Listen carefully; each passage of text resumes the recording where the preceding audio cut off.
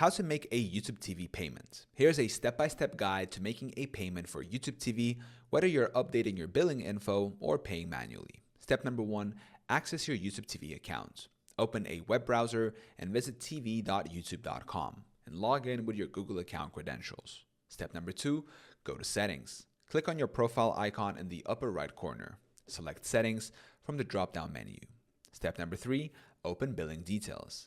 In the Settings menu, click on Billing and Payments. Here, you'll see your current payment method, next billing date, and subscription details.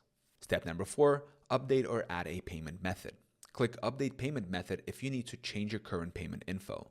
Choose Add Payment Method if you want to use a new card or payment option. Enter your card or PayPal details as prompted. Step number 5, verify and save. Review the information carefully. Click Save to finalize changes. Step number 6, make a manual payment if applicable. If your payment failed or you want to pay manually, return to Billing and Payments. Look for the option Make a Payment if available and follow the instructions. Step number 7, confirm payment. Check your email for a confirmation message. Ensure the next billing cycle shows the correct payment status. By following these steps, you can easily manage payments for YouTube TV, ensuring uninterrupted service.